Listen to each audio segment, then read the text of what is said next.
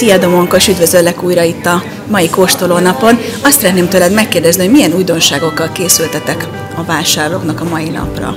Szia Kitti, üdv újra nálunk! Nagyon sok újdonsággal készültünk így az év végére. Ezek közül szeretnék kiemelni 4 terméket. Az egyik a tepertős pogácsa, a másik a kolbászkrémes táska, illetve a májkrémes táska, valamint a sajtos pogácsa is megújult. Őket azért szeretnénk kiemelni, mert nagyon nagy örömünkre szolgál, hogy ezekhez új alapanyagokat tudtunk beszerezni, valódi, termelői magyar alapanyagokat, adalékmentesek, gluténmentesek és nagyon jó minőségűek, úgyhogy ezeket nagyon-nagyon jó szívvel ajánlom kipróbálásra, illetve vásárlásra. A sajtos pogácsával pedig az egyik, a nagyon kevés közül eredetvédett magyar sajt van benne, egy rajtasajt, ami ad neki egy nagyon-nagyon krémes, nagyon sajtos, nagyon kellemes ízt és illatot. Ezen kívül pedig elkezdtünk kovászolni, fermentálni is. Egyelőre még gyerekcipőbe jár ez nálunk, ez a műfaj, de elindultunk ezen az úton is. Úgyhogy megújult a barna magvas kenyerünk, illetve újra kapható a barna magvas kenyerünk, amihez készítünk egy vadkovászt, illetve a magvakat, amiket felhasználunk benne, ezeket külön fermentáljuk is. Ennek ugye az a szerepe, hogy a kenyérben egyrészt sokkal több a hasznos alapanyag, másrészt pedig sokkal könnyebb emészteni az előre megfermentált, illetve kovászolt alapanyagokat. Ezen kívül készült egy tökmagvas pogácsánk is, aminek az az igazi újdonsága, hogy nem csak simán a tökmag van benne, hanem 4 féle textúra keveredik benne, egészen a teljesen pépesre daráltól, a töretten át, a pirítottig, szóval egy ilyen nagyon-nagyon érdekes íz és textúra kavalkád van benne. Ezen kívül megújultak a kalácsaink is, illetve kiegészültek az eddigiek.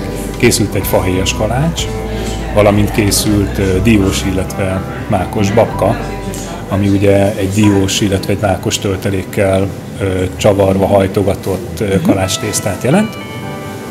Ezen kívül megújult a pizzánk is, most már egy ilyen egyszemélyes, ilyen tányérméretű pizza korongokat készítünk. Ehhez szintén a kistermelői kolbászt választottuk feltétnek, az egyik feltétnek. Nagyon-nagyon ízletes, csodálatos a fűszerezése, a zsírtartalma, az állaga, a színe, mindene nagyon-nagyon jó, és nagyon-nagyon finom. Mind a kolbásztöltelékben, amikor felhasználják, mind pedig így pizzán.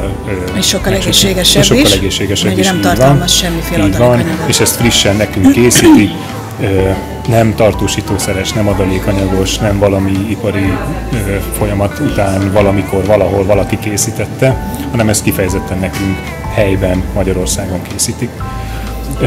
Felerősödött nálunk az olasz vonal is, készítünk tiramisút, 2 félét, egy simát és egy pisztáciásat, ehhez magyar mascarpone sajtot használunk, és rendes mokkával készítjük a kávét.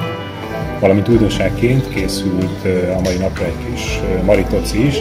Ez egy római eredeti sütemény, egy édes buciban, sárga krémet és tejszínhabot teszünk. Ezen kívül elkészült az idei évre már a beiglink, ezeket is lehet most már kóstolni a klasszikus diós, illetve mákos ízekben, illetve amit még meg kell említenem, ez a személyes kedvencem, ezt csak azért szeretném így a végén azért megemlíteni, hogy készült egy új gyökérkénk is, egy jalapeno-s, csedáros ízű, aminek hát az alapanyag oldalon még vannak beszerzési nehézségeink, de amikor hozzájutunk a megfelelő alapanyaghoz, akkor biztosan készítünk, és ezt is jó szívvel ajánlom mindenkinek kipróbálásra. Terveztek még valamit? Mert ti mindig terveztek valamit, úgyhogy én mindig megkérdezem, hogy mit terveztek. Terveink mindig vannak. A jövő héten, november 15-én ismét lesz egy ilyen kóstolós szombatunk, ide is várunk szeretettel mindenkit. Ha időnk, energiánk is úgy adja ki, akkor itt is lesznek új termékek, de ezeket majd akkor szeretném bemutatni, hogyha elkészültek. Szia, elmeséled nekem, hogy mi az, ami nagyon ízlet most így neked? Szia, nagyon sok változatos termék van, sok újdonsággal találkoztam, de a kakaós csiga ízlett a legjobban. És miért erről az asztalkáról vásárol, vagy kóstoltál? Mert PK-s vagyok, és ez az asztal, ami nekünk való. Elmondod nekem egy pár gondolatban, hogy mit jelent az, hogy PKU, vagy hogy derült ez ki? A fenélketonúria, ami egy anyagcserebetegség, ezt újszülött korban szűréssel derült ki már az első pár hétben, és fehérjésztegény diétát kell tartani egy életen át. Van más opció is, ahol tudsz járni vásárolni? Hát Tatabányán élek, és ott annyira nincs sok lehetőség, úgyhogy inkább minden szoktam rendelni, hogy ide jövök felvásárolni. Nekem, ami a legjobban izgalett, az a kecskesajtos tartár, a fahéjas kalács, az lesz az új nagy kedvencem, a pogácsák menyéiek, és tulajdonképpen minden szuper finom. Nagyon ízlett a beigli, és a gyümölcskenyér, az is szuper volt. Azt tudta, hogy Ágiék átértek most arra, hogy házi termelőktől vásárolják az alapanyagokat, tehát a tejtermék, illetve a húsokat? Igen, ez volt az egyik fő ok, ami miatt jöttem kóstolni, mert hogy előtte, mikor voltam vásárolni, ezt említették, hogy ilyen fantasztikus új változást terveznek, ami nagyon dicséretes, és szerintem csak hálásak lehetünk érte, hogy ilyen figyelmes. Szia, elmeséled nekem, hogy mi ízlet most itt nektek nagyon, így a kóstoló alkalmával? Igen, elmesélem. Köszönöm. Nekem a kakaós csiga volt az, ami nagyon ízlett. És a tesódnak esetleg? A tesómnak az a kis pizzás szeletke, az olyan ízlett neki. Az amúgy pizzás csavar, csak föl voltak vágva ilyen kis katonákra, hogyha esetleg majd a későbbiekben szeretnétek. Sósat is kóstoltál? Igen. És sós közül ízlett esetleg valamelyik? Én a sósat nem annyira szerettem, de a sajtot azt már igen. A pogácsák azok nagyon finomak voltak, meg azok a kis szendvicsszerű dolgok is, és nekem ugye, mint mondtam, igen, kakaós csiga ízlet, meg az a szósz, az szalsza volt esetleg. Hasonló, igen, nagyon ügyes vagy. Köszönöm szépen, hogy elmondtad. Szerbusz, azt szeretném megkérdezni, hogy a mai kóstolónapon mi ízlet nektek igazán? Két gyerekeimmel vagyok itt, és a egyik kedvence az a almáspite, azt hiszem az nem újdonság, de ez a kedvence, és a másik a mákos kalács. Nekem meg ez a diós. Diós babka? Diós babka, igen. Vettünk is abból, úgyhogy finom volt nagyon. Meg a pogácsa frissen, isteni volt. Mindegyiket kóstoltátok? Mert háromféle van. Igen. Van sajtos, tepertős és tökös. Tök magas. Igen. A sajtos a kedvenc. Mi ízlet neked a leginkább a kóstoló alkalmával? A babka, az nagyon-nagyon finom, aztán a sajtos, a tepertős pogi, a fahéjas, ezek mind újdonságok nekem, és elképesztő finom, úgyhogy fogok is venni, és tulajdonképpen minden, ami itt van, minden finom, pedig én 11 éve járok ide, de ez a sok újdonság most nagyon-nagyon boldoggá tett, úgyhogy lesz. Ja, és a beigli nagy betűkkel, nagy B-vel és csupa nagy betűvel. Tejtermékek, illetve a húskészítmények azok kistermelőktől vannak vásárolva, tehát teljes mértékben adalék anyagmentesek, tehát tényleg csak az van benne, aminek benne kell lennie. Na, hát akkor azért finom az a kolbászos ott előtt, meg a májas. Jó, úgyhogy akkor köszönöm. Sziasztok, üdvözöllek benneteket itt a kóstoló napon. Elmesélitek nekem, hogy kinek mi volt a kedvenc így a kóstolás alkalmával? Nekem a kakaós csiga. Ez, hogy leveles tésztás, ez egy bűnözés nekem, de az a legfinomabb számomra. A kritikusnak? Én is a kakaós csiga. Nekem az a kedvencem. Neked? Hát a kakaós csiga az finom volt valóban. De én a sósakat jobban szeretem, ezek a pizzás, meg ezek a kis párnák, amelyekben ilyen sós, ilyen sonkák, meg ilyesmik voltak, azok is nagyon finom. Sziasztok! Köszönjük szépen, hogy eljöttetek a kóstoló napra. Mi ízlet nektek a legjobban?